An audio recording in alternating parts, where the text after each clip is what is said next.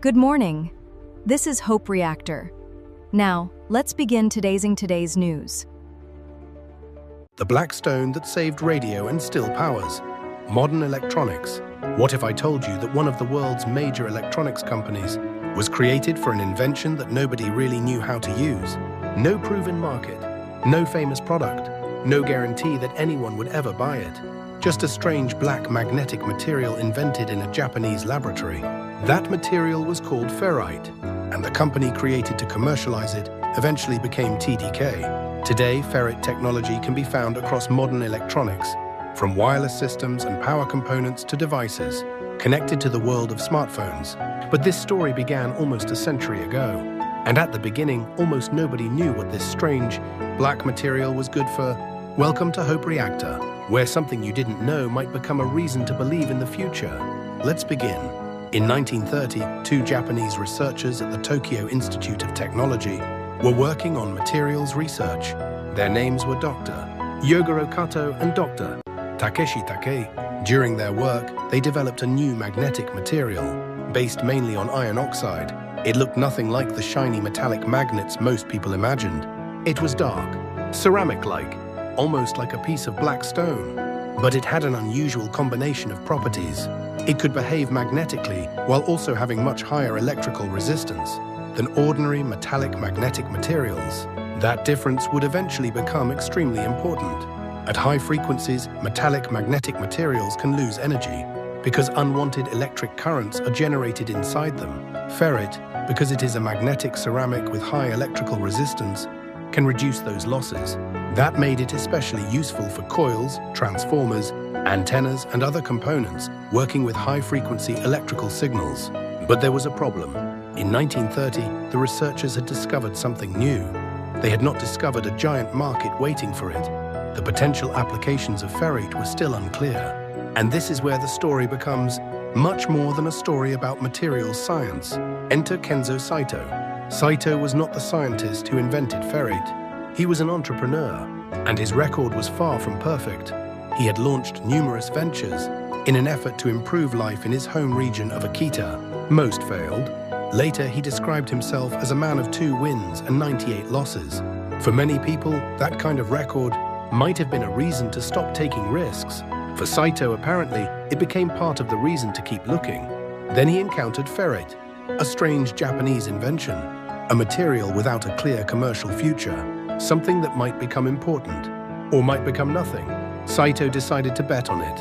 On December 7, 1935, he established Tokyo Denki Kagaku Kogyo. The company would later become known as TDK. Its original purpose was remarkably simple: commercialize ferrite. Think about how unusual that is. TDK was not founded because it already had a blockbuster product. It was not created because millions of customers were demanding ferrite. The company was created because a small group of people believed an unfamiliar material had a future that the market could not yet see. Then, in 1937, ferrite cores began to move from the laboratory into real equipment. One important application was wireless communication.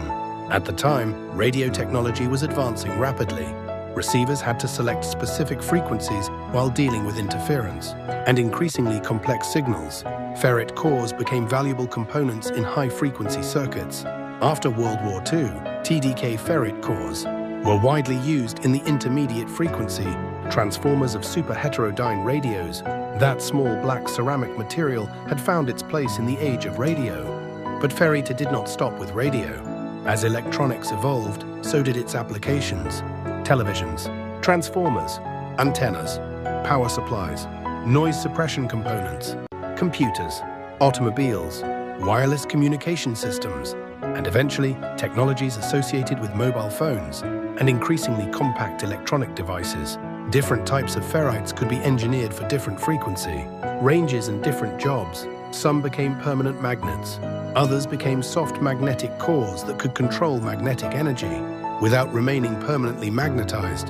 Ferrite became one of those technologies most people rarely see, but engineers repeatedly rely on. Modern electronics are full of components whose job is almost invisible. Reduce noise, control current, handle high-frequency signals, transfer energy efficiently, keep increasingly small devices stable. Ferrite materials continue to play roles in many of those areas.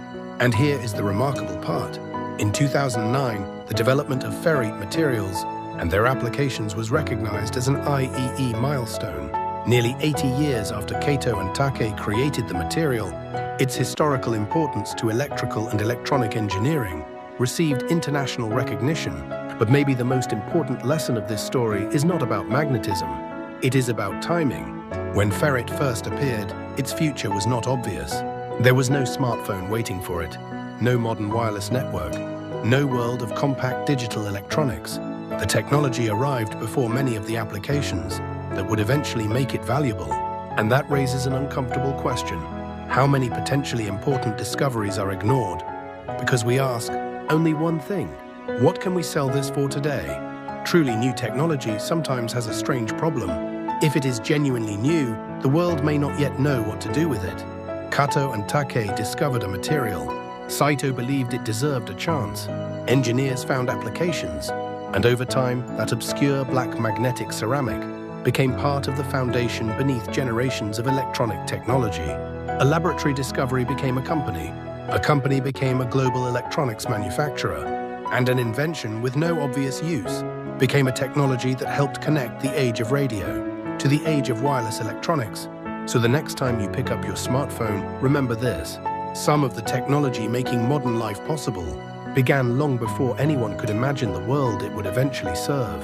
The inventions that change the future do not always look revolutionary at first. Sometimes they look like a strange black stone sitting on a laboratory table. So here is the question: if someone showed you an invention with no customers, no market, and no clear purpose, would you have the courage to believe it might matter someday? Tell us what you think in the comments.